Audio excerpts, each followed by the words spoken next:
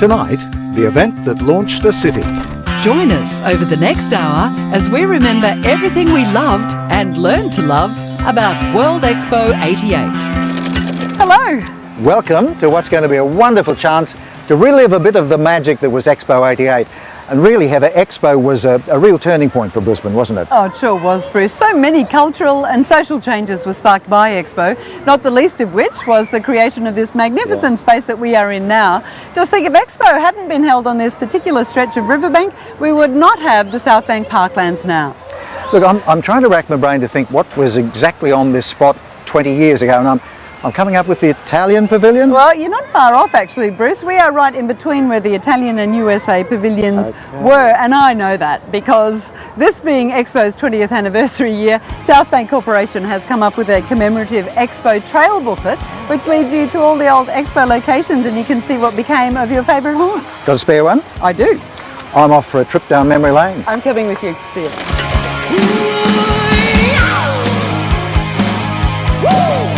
World Expo 88.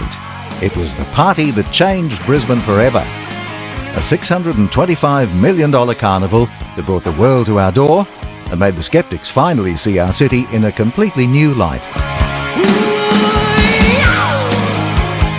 For 6 months, from April through to October, Brisbane hosted what was hailed as the most successful World Fair in Expo history. Nations from near and far came to show their cultural wares along a pavilion trail that became renowned for its snaking queues. But the ultimate proof of Expo's appeal came at the turnstiles.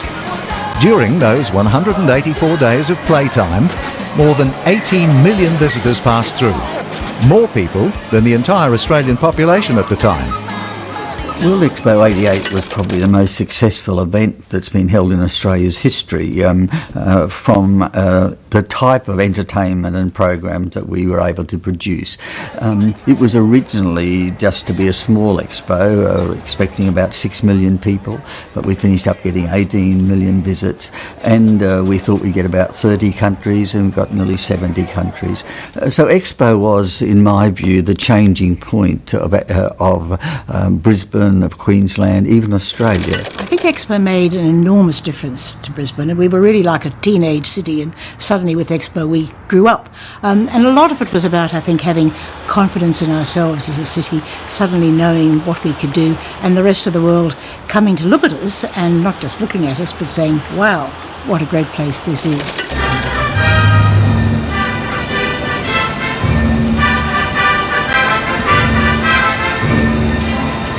Expo launched with much fanfare on April 30th, 1988. The Queen performing the honours.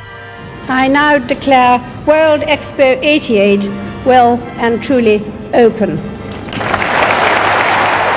The official mascot was a giant platypus called Expo Oz. And while the VIPs were out in force, the public came in numbers so great, security struggled to cope. For your convenience and everybody else's, those people that are on the causeway will come up through to the monorail first. Yet it had been a long, hard road from good idea to Queensland coup. In fact, the Expo concept had passed through 3 Prime Ministers in the process. First was Gough Whitlam, who back in 1973 decided he wanted Australia to have the 1988 Expo to mark our country's bicentennial year. Then came Malcolm Fraser, who really wanted New South Wales or Victoria to host the event. And finally Bob Hawke, who jumped on Queensland's bandwagon with his trademark enthusiasm. Good for Brisbane, good for Queensland, good for Australia. That's not Joe hiding under there, is it? But it was long-time State Premier Sir Joe Bielka-Peterson who drove Queensland's Expo push in the first place. And when they asked me, I said yes, and there it is. Wonderful if you take a look. He just felt it would be good for Queensland, and anything that was good for Queensland he'd be prepared to ask for and fight for. A lot of people claim that they were responsible for getting Expo to Brisbane, but it was Sir Joe who initiated and offered to underwrite it, and no doubt should be given that credit. Fortunately, having successfully hosted the Commonwealth Games in 1982, good old Brizzy did have some runs on the board when it came to staging international events. So finally, the Sunshine State got the go-ahead. Former State Treasurer Lou Edwards was seconded to head up the newly formed Expo Authority, and soon the vision of Expo 88 began to take shape. Now, according to my map, the Plough Inn is exactly where it stood back in the days of Expo. Such a beautiful heritage pub, one of Brisbane's oldest, built in 1885 it says here. It was a very popular place for people to rendezvous during Expo. And it's actually one of the few buildings still here that links us to South Brisbane as it was pre-Expo. Finding a site to house such a massive event was never going to be without controversy. And the choice of the South Brisbane riverfront was not universally popular. But South Brisbane had suffered a significant economic decline in the second half of the 20th century. So by the 1980s, its rundown pubs and boarding houses were seen as either seedy or colourful, depending on which side of the fence you sat. I remember South Brisbane when I first came to Brisbane to go to university, that it was somewhere you were always advised not to go. It was considered rundown, seedy, and a little bit dangerous. So it was certainly not a sort of a good part of town, you might say. Of the 90-odd properties resumed over the 42-hectare block, 4 heritage buildings were left standing: the Plough Inn and the Ship Inn, All Gas House and Collins Place. They were restored and remain in place today. But the rest of the raised site became a massive construction zone, the likes of which modern inner-city Brisbane had never seen before.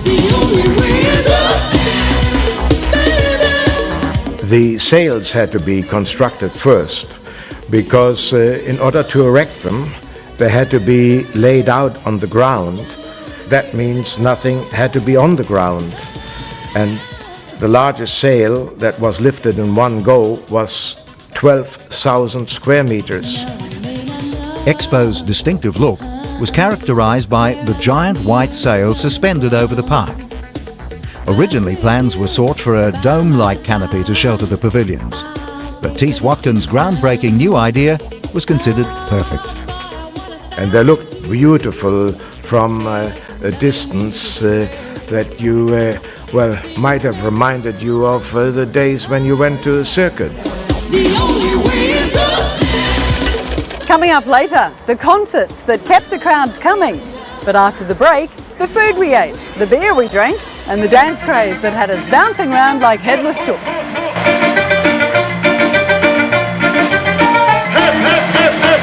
Yeah, we spent a lot of time at Expo. I was 17, it was a big year for me, finishing high school, and we went down after school so many times, especially to see the night parades.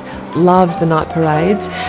We'd never seen anything like it before. The lights, the colour, and the people, my goodness, the crowds.